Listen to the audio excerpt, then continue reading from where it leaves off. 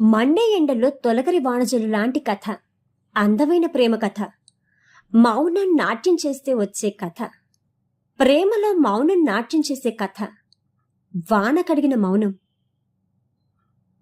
అవును, మీరు వినబోతున్న ఈ కథ 28 ఏప్రిల్ 2026న ఉషా నవరసాల అంతర్జాల వారపత్రికలో ప్రచురితమైన కథ.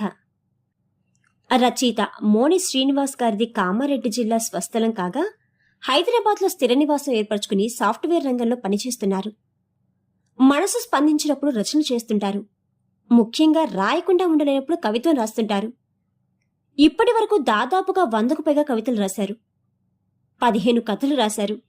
భిన్నంగా ఆలోచించటం, కొత్తగా చెప్పన్న దృష్టితో కథలు రాయటం ఈయన ప్రత్యేకత. మోని శ్రీనివాస్ గారి రచనలు దాదాపు అన్ని రకాల పక్ష వార మాస పత్రికల్లో అచ్చయ్యాయి. త్వరలో ఒక కథా సంపుటి, ఒక నవల ప్రచురించే ప్రయత్నంలో ఉన్నారు. నిరంతరం చదవడం వారి హాబీ. మనసును ప్రేమమయం చేసే వాన కడిగిన మౌనం. రచయిత మోని శ్రీనివాస్. స్వరం నాగమౌనిక. ఆ రోజంతా నా మనసెందుకో నిలకడలేని నిశ్శబ్దంలా ఉంది. అపార్ట్మెంట్లోని నా గదిలో కూర్చుని మనసులోని అలజడిని అక్షరాలుగా మార్చి కాగితం మీద పేర్చుకుంటున్నాను. అంతలోనే కిటికీ కట్టెలను ఉధృతంగా రెక్కలాడిస్తూ బయట పెరుగుతున్న గాలి వేగాన్ని నా గదిలోకి మోసుకురావడంతో ఆ హోరుకు నా ఆలోచనలన్నీ ఒక్కసారిగా చెదిరిపోయాయి. రాస్తున్న కాగితాలు ఎగిరిపోకుండా వాటిపై వెయిట్ పెట్టి కిటికీలు మూసి నెమ్మదిగా బాల్కనీలోకి అడుగుపెట్టాను. బయట వాతావరణం అప్పటికే గంభీరంగా మారిపోయింది. ఆకాశం నల్లటి మేఘాల ముసుగు తగిలించుకోగా ఉరుముల మెరుపుల గర్జలకు దిగంతాలు ఉలిక్కి పడుతున్నాయి. ఆ మెరుపుల కాంతి చీకటిని చీల్చుకుంటూ నా గదిలోకి చొచ్చుకు వస్తోంది. ఆకాశంలో మెరుపు మెరిసిన ప్రతిసారి నా మనసులోనే ఒక తీపి నిరీక్షణ వెలుగుతోంది. అదే నీ జ్ఞాపకం. 3 ఏళ్ల కిందట 3వ అంతస్తులోని ఆ ఫ్లాట్లో నువ్వు అడుగుపెట్టినప్పటి మా నిద్దరం మనుషులుగా పరిచయం లేకపోయినా మన చూపులు మాత్రం నిరంతరం పలకరించుకుంటూనే ఉన్నాయి.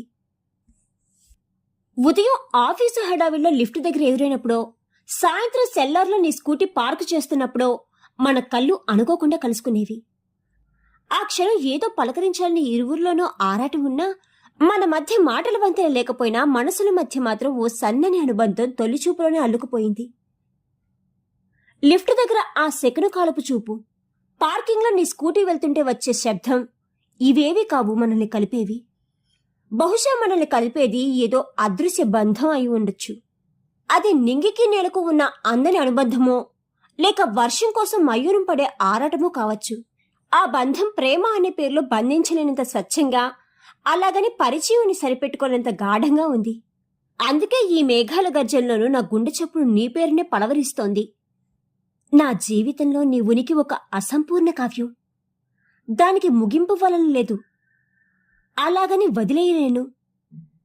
ఈ గాలిలో నీ పరిమళం, ఆ ఉరుములలో నీ అడుగుల చప్పుడు, నా గదిలోకి తొంగి చూసే ఆ మెరుపు వెలుతురు, నీ పెదాలపై విరబూసే చిరునవ్వుల తోరణం. నిన్ను పలకరించే ధైర్యం లేక కాదు, ఈ మధురమైన మౌనాన్ని కోల్పోవడం ఇష్టం లేకనే. నా అడుగులు నీ ముంగిట ఆగిపోతున్నాయి. నా ఏకాంతంలో నిన్ను నేను అక్షరబద్ధం చేసుకుంటున్న ఈ క్షణం లోకం చూడని ఒక వింత ప్రేమకు సాక్ష్యం. బహుశా కొన్ని అనుబంధాలకు పేర్లు ఉండవు, కేవలం ఈ తీపి నిరీక్షణలే వాటికి ప్రాణం పోస్తాయి. అదిగో చూస్తుండగానే టపటపా చినుకులు మొదలయ్యాయి. నా అంచనాను నిజం చేస్తూ 3వ అంతస్తు బాల్కనీలోకి తొలకరి చినుకుల తాకిడికి పురివిప్పిన మయూరంలా నీ ఆగమనం. నిన్ను అలా చూడగానే నా హృదయవీణ తీగలు అప్రయత్నంగా ఆనందరాగాన్ని పలికిస్తున్నాయి. నీ లేత సుకుమారపు ముంజేతికి మెరుపులు అద్దిన ఆకుపచ్చని గాజులు సవ్వడి చేస్తుండగా నువ్వు చేతులు చాపి వర్షబిందువులను ఆహ్వానిస్తూ ఆ వాన ప్రవేశంలో మునిగిపోయి అలవాటుగా ఒకసారి పైన 6వ అంతస్తులో ఉన్న నా వైపు తలెత్తి చూశావు. ఆ క్షణం మన కళ్ళ మధ్య జరిగిన సంభాషణ ఏ అక్షరాల్లోనూ ఇమడదు. ఆ వర్షం సాక్షిగా మన మౌనం ఏ లిపికి అందని ఒక అందమైన కావ్యాన్ని లిఖించింది. ఆ రోజు నాకు గుర్తుంది. అప్పుడే వెలిసిన వర్షంలో తడిసిన మట్టి పరిమళం గాల్లో ఇంకా పచ్చిగానే తేలియాడుతోంది. ఆ చల్లని గాలిని ఆస్వాదిస్తూ ఏదో పని మీద బయటకు వెళ్దామని లిఫ్ట్ బటన్ నొక్కాను. లిఫ్ట్ లోపల వెలుతురు కనిపిస్తోంది. తలుపులు నెమ్మదిగా పక్కకు జరిగాయి. లిఫ్ట్ గదిలో నువ్వు. ఒక్కసారిగా నా గుండె ఆగిపోయినంత పని అయ్యింది. ఆ ఇరుకైన గదిలోకి ఊహించిన విధంగా వెన్నెల వెల్లువల నా సర్వస్వాన్ని ఆహ్వానిస్తూ నువ్వొకరు కల్పించావు. ఆ ఆకస్మిక నీ దర్శనానికి ఒక్క క్షణం నా కళ్ళు విస్మయంలో మునిగిపోయాయి. నా వంక చూసిన నీ కళ్ళు కూడా అలాగే నిశ్చలమైపోయాయి. బహుశా మన మౌన కావ్యం ఇలా లిఫ్ట్ గదిలో ముఖాముఖి ఎదురవుతుందని నువ్వు ఊహించి ఉండవేమో. ఒక్క క్షణం లిఫ్ట్ లోపలకు అడుగు పెట్టాలా వద్దా అన్న సంకోచంతో నేను ఒక్క అడుగు వెనక్కి వేయబోతుండగా నువ్వు సముద్రపు అలలా పక్కకు జరిగి నాకు చోటిచ్చావు. వసంతకాలపు తొలికిరణంలా నా కళ్ళల్లోకి చూస్తూ నువ్వు చిందించిన ఆ చిరునవ్వును అలాగే పదిలంగా నా గుండెలో దాచుకున్నాను. నీ నవ్వు నాలో ఉన్న సందిగ్ధాన్ని ఒక్కసారిగా తుడిచేసింది. ఆ నవ్వు నా హృదయ కాన్వాసుపై ఎప్పటికీ ఓ తడియారని తైలవర్ణ చిత్రమే. ఎన్నెన్నో జన్మల ఎడబాటుకు చర్మగీతంలో ఆ ఇరుకు గదిలో మనిద్దరం, కేవలం నువ్వు నేను. అది కలో నిజమో అర్థం కాని సందిగ్ధం. నా చుట్టూ ఉన్న ప్రపంచమంతా మాయమై కేవలం నీ ఉనికి మాత్రమే మిగిలిన క్షణం అది. నిత్య సెల్లార్లోనో అపార్ట్మెంట్ కారిడార్లోనో దూరం నుంచే దాగుడు మూతలాడే మన చూపులు ఈ రోజు ఇంత దగ్గరగా ఎదురవుతాయని నేను అస్సలు ఊహించలేదు. లిఫ్ట్ తలుపులు మూసుకున్నాయి. ఒక్క క్షణం బయట ప్రపంచంతో సంబంధం తెగిపోయి ఆ ఇరుకైన గదిలో మన నిశ్శబ్దం గంభీరంగా పరిమళించింది. ఆ చిన్నపాటి ఏకాంతంలో నీ శ్వాస చొప్పులు నా హృదయ స్పందన తాకుతున్నట్లు అనిపించింది. నిజానికి ఆ లిఫ్ట్ గదిలో నీతో గడిపినవి కొన్ని క్షణాలే కావచ్చు, కానీ అంత దగ్గరగా నీ ఊపిరి సవడిని వింటూ నీ సామీప్యాన్ని అనుభవిస్తున్న ఆ తరుణం నాకెన్నిన్ని జన్మల పుణ్యఫలమో అనిపించింది. ఆ క్షణం ఏదైనా అద్భుతం జరిగే కాలం అక్కడే నిశ్చలమై నిలిచిపోయి ఆ ఇరుకైన లోకంలో మనమిద్దరమే మిగిలిపోవాలని నా మనసు ఆరాటపడింది. ఆ కొద్దిపాటి దూరంలోనే అనంతమైన కాలం నిక్షిప్తమై ఉన్నట్టు, నా సర్వస్వం నీ పరిమళంలోనే నీడమైపోతున్నట్టు ఒక అనిర్వచనీయమైన అనుభూతి. ఆ నిశ్శబ్దపు లోకంలోంచి మౌనతలను చీల్చుతూ ఏ ఫ్లోర్ అని నువ్వు అడిగావు.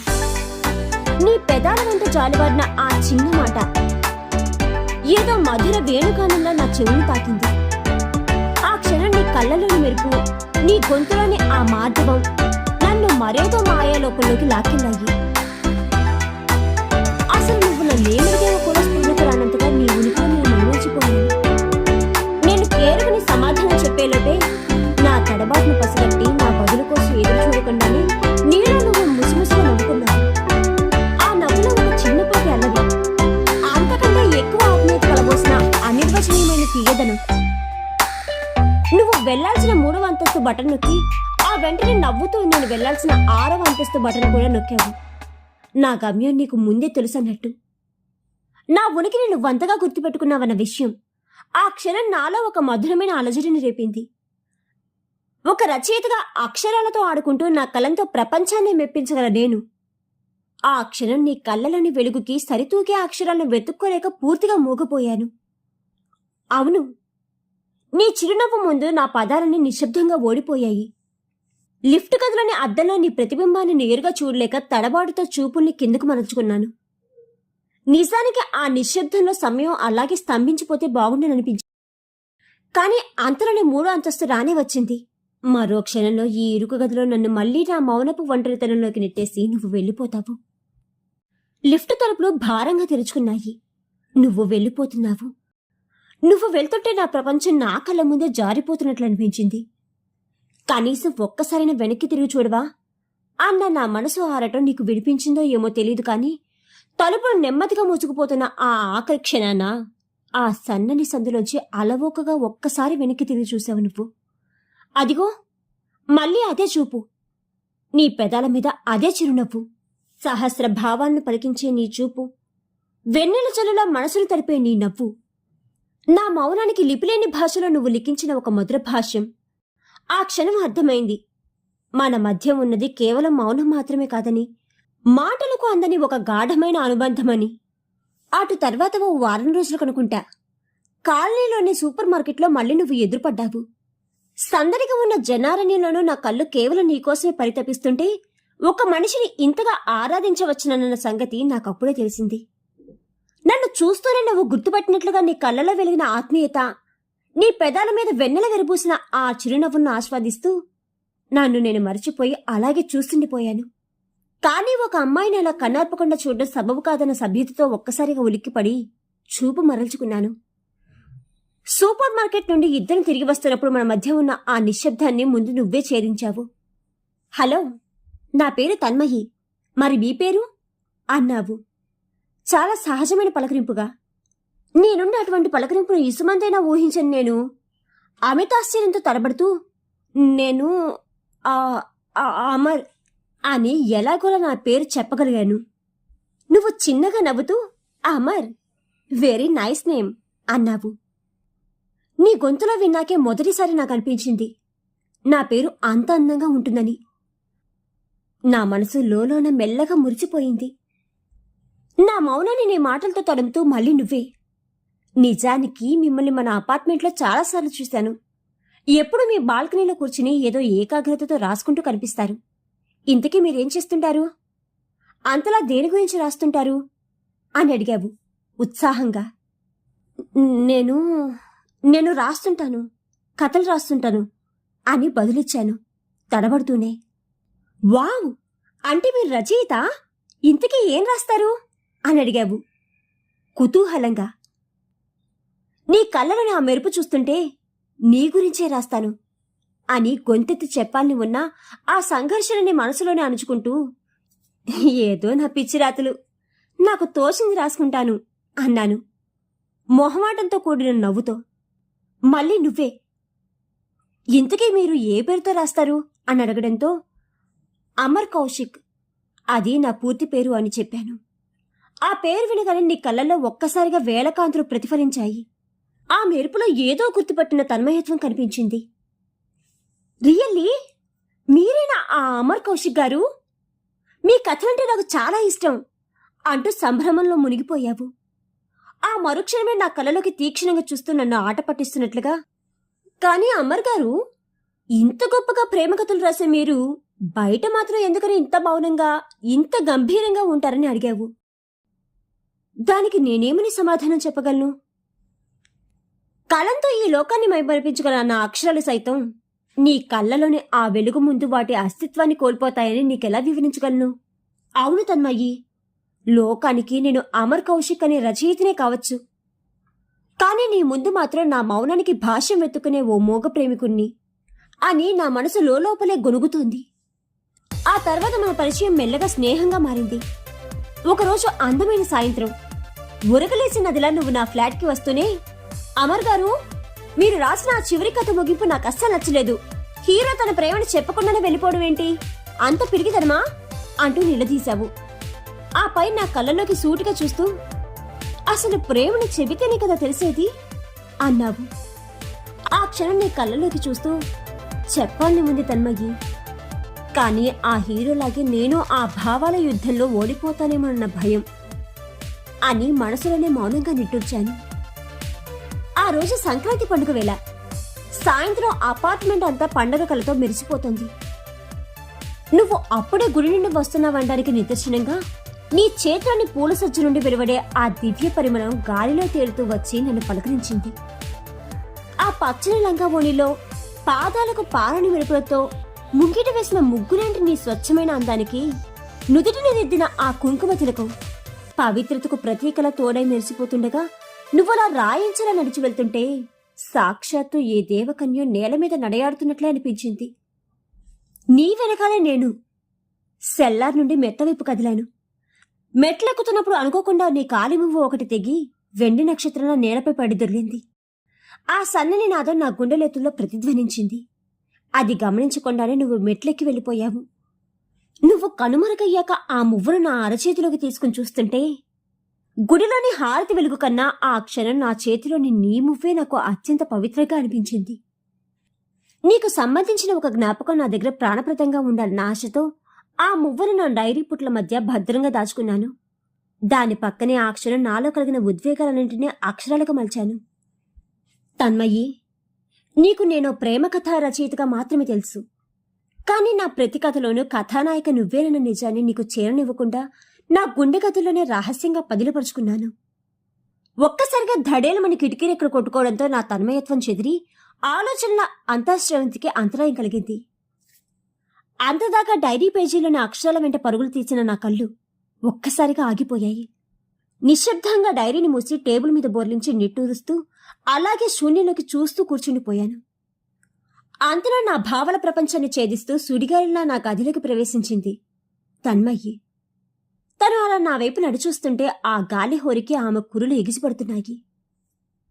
అమర్, బయట వెదర్ చూడు, ఎంత క్లౌడీగా ఉందో. అసలు లోపల ఏం చేస్తున్నావు అంటూ తన్మయ్యి నా ఏకాంతంలోకి ఒక మెరుపులా మెరిసింది. వేగంగా వీస్తున్న గాలికి ముఖంపై చెల్లాచెదురుగా నాట్యం చేస్తున్న ముంగురులను సవరించుకుంటూ తను ఊపిరి బిగిపెట్టి నా ముందు నిలబడిన తీరు ఒక అందమైన తుఫాను నా గదిని చుట్టేసినట్లు అనిపించింది. చెదిరిన ఆ ముంగురుల చాటు నుండి మెరుస్తున్న ఆమె కళ్ళు నింగిలో మెరిసే మెరుపుల కన్నా ప్రకాశవంతంగా వెలిగిపోతున్నాయి. ఆమె మాటలు ఆ నిశ్శబ్ద గదిలో ఒక మధురమైన అలజడిని సృష్టించాయి. అనుకోకుండా ఆమె దృష్టి టేబుల్ మీద బోర్లించి ఉన్న నా డైరీ మీద పడటంతో తన కళ్ళల్లో ఒక్కసారిగా అల్లరి మెరిసింది. ఏమిటి అమర్, మళ్ళీ కొత్త కథ ఏమైనా రాస్తున్నావా? ఏది, నన్ను చదవని అంటూ మెరుపు వేగంతో ఆ డైరీ వైపు చేయి చాచింది. నా గుండె ఒక్కసారిగా ఆగినంత పనయింది. ఎందుకంటే అందులో ఉన్నది కేవలం కథ మాత్రమే కాదు, ప్రతి పేజీలోనూ తనే నిండిన నా ఆత్మ నివేదన. అది నా సర్వస్వాన్ని అక్కడ అక్షరాలుగా పరిచాను. ఆ డైరీలోని ప్రతి పేజీ అడుగున నా హృదయాన్ని సంతకం చేసి ఐ లవ్ యూ తన్మయ్యి అని నా ప్రేమను రహస్యంగా దాచుకున్నాను. తనిప్పుడదంతా చదివితే మా మధ్య ఉన్న ఈ అందమైన స్నేహబంధం ఏమైపోతుందో, నాకు తనెక్కడ దూరమైపోతుందన్న ఆందోళన నన్ను ఉక్కిరి బిక్కిరి చేసింది. వెంటనే తత్తరపాడుతూ, వద్దు తన్మయ్యి, వద్దు, అదింకా పూర్తి కాలేదు అంటూ దాన్ని మూసేసి దాచాలన్న ప్రయత్నం చేశాను. కాని అప్పటికే తను అల్లరిగా ఆ డైరీని లాగేసుకుని పక్కకు జరిగింది. నేను దాన్ని వెనక్కి తీసుకోవాలని చూస్తుంటే, లేదు అమర్, నువ్వు రాసే ప్రతి అక్షరం ఈ ప్రపంచం కన్నా ముందే అవును, నేను మాత్రమే చదవాలి అంటూ ఆ డైరీని తన గుండెలకు హత్తుకుని నాకు దొరకకుండా చిన్నపిల్లల అల్లరిగా నవ్వుతూ గదంతా పరుగులు తీసింది. చివరికి మెరుపు వేగంతో బయటకు పరిగెత్తి గది తలుపుకు గడియ వేసి రెప్పపాటు కాలంలో నా గదిలోనే నన్ను బందీని చేసింది. ప్లీజ్, నా మాట విను తన్మయ్యి, తలుపు తీ, అది చదవద్దు, అందులో అన్ని పిచ్చి రాత్రే ఉంటాయి అంటూ లోపల నుండి నేను చేస్తున్న అభ్యర్థనలేవి తనదాకా చేరడం లేదు. బయట వరండాలో తను నిశ్శబ్దంగా పేజీలు తిరిగిస్తోంది. గదిలోని నిశ్శబ్దం నా గుండె చప్పును నాకే వినిపించేలా చేస్తోంది. ఆమె ఒక్కొక్క పేజీ తిరిగేస్తుంటే గది కిటికీ అద్దంలో ప్రతిబింబిస్తున్న ఆమె ముఖ కవళికలను ఆందోళనగా గమనిస్తున్న నా కళ్ళ ముందే డైరీలోని పేజీలతో పాటే తన ముఖంలోని హావభావాలు కూడా మారిపోతున్నాయి. మొదట ఉన్న ఆ అల్లరి క్రమంగా మాయమైపోయింది. లిఫ్ట్ సన్నివేశం గురించి రాసిన పేజీ దగ్గర ఆమె కళ్ళు విప్పారాయి. సూపర్ మార్కెట్ దగ్గర నా తడబాటు గురించి చదువుతున్నప్పుడు తన పెదవుల మీద ఒక చిన్న కంపనం. అది నవ్వో విస్మయమో నాకు అర్థం కాలేదు. కానీ తను పోగొట్టుకున్న ఆ కాలిమువ్వ గురించి రాసిన అక్షరాల దగ్గరకు వచ్చేసరికి ఆమె కళ్ళు చెమ్మగిలడం కిటికీ అద్దంలోంచి నాకు స్పష్టంగా కనిపిస్తోంది. అది చూస్తుంటే నా గుండెల్లో ఏదో తెలియని అలజడి మొదలైంది. భగవంతుడా, అంతా అయిపోయింది. ఇన్నాళ్ళుగా నా గుండెల్లోనే మూగగా దాచుకున్న నా మౌన భాష్యం ఇప్పుడు తన ముందు పరచబడింది. తను నన్నెంతగా అపార్థం చేసుకుంటుందో, ఒక స్నేహితుడిగా తనని వంచాలని భావిస్తుందేమో. ఇన్నాళ్ళుగా నేను నిర్మించుకున్న నా కళ్ళ సౌధం ఈ ఒక్క క్షణంతో కుప్పకూలిపోతుందా అన్న భయం నా ఊపిరి ఆగిపోయినంత భారంగా అనిపిస్తోంది. ఇక జరగబోయే పరిణామాన్ని తట్టుకోలేక అసహాయంగా అలాగే కళ్ళు మూసుకున్నాను. కాసేపటికి గడియ తీసిన శబ్దం వినిపించింది. తన్మయ్య లోపలికి వచ్చింది. గదిలో నిశ్శబ్దం భారంగా ఆవరించింది. తను నా వైపు వేస్తున్న ప్రతి అడుగుతో నా గుండె వేగం అదుపు తప్పుతోంది. తను వచ్చి నా ముందు నిలబడింది. ఆ క్షణం ఆమె కళ్ళల్లోకి చూసే ధైర్యం లేక నా అక్షరాల సాక్షిగా అపరాధిలా తలదించుకున్నాను. తనేమీ మాట్లాడలేదు. మౌనంగా నా జేబులోంచి పెన్ తీసుకుని డైరీ చివరి పేజీలో ఏదో రాసింది. ఆపై ఆ పెన్నును మళ్లీ నా జేబులో అంతే భద్రంగా ఉంచి ఒక్క క్షణం నా కళ్ళలోకి సూటిగా చూసింది. ఆమె కళ్ళలో నీళ్లు సుడ్లు తిరుగుతున్నాయి. ఆ చూపులో వేల భావాలు, అక్షరాలకు అందని ఎన్నెన్నో అర్థాలు. ఏమీ మాట్లాడకుండానే ఆ మౌనాన్ని నా గదిలో వదిలేసి తను నెమ్మదిగా వెళ్ళిపోయింది. ఆమె వెళ్లిన వైపే శూన్యంగా చూస్తూ ఉండిపోయాను. ఆ తర్వాత భారమైన అడుగులతో టేబుల్ దగ్గరికి వెళ్లి వణుకుతున్న చేతులతో డైరీని తెరిచి చూశాను. అక్కడ తన్మయ్య చేతిరాతతో మెరుస్తున్న అక్షరాలు. ఇంతకన్నా గొప్ప ప్రేమ కథ నువ్వు ఇంకేం రాస్తావు అమర్? నీ అక్షరాల్లో అంతటి ప్రేమను కురిపించిన నువ్వు నా ఎదురుగా మాత్రం ఇంత మౌనంగా ఎలా ఉండగలిగావు? బహుశా నీ అక్షరాల్లో ఉన్నంత ధైర్యం నీ మౌనంలో లేకపోవచ్చు. కానీ నీ మీద నాకున్న ప్రేమను అర్థం చేసుకోవడానికి నాకు ఈ అక్షరాలు చాలు. I love you to Amar. నీ తన్మయి. ఆ అక్షరాల కింద తన సంతకాలు చూస్తుంటే నా కళ్ళు చెమ్మగిల్లాయి. ఇన్నాళ్లకు, అవును, ఇన్నాళ్లకు నా కలం చేసిన తపస్సుకు ఒక అందమైన సార్థకత దొరికింది. ఇన్నాళ్ళుగా మా మధ్య గూడు కట్టుకున్న మౌనాన్ని కడిగిస్తున్నట్లు బయట అప్పుడే వాన మొదలైంది. నా మౌన భాష్యం తన్మయ ప్రేమతో పరిపూర్ణమైంది. మోని శ్రీనివాస్ గారి కథ తొలకరి వాన జల్లు లాంటి కథ, అందమైన ప్రేమ కథ, వాన కడిగిన మౌనం అనే ఈ కథ కనుక మీకు నచ్చినట్లయితే please like, share and subscribe to our channel. కథపై మీ అభిప్రాయాన్ని తప్పకుండా కామెంట్స్లో తెలియజేయండి.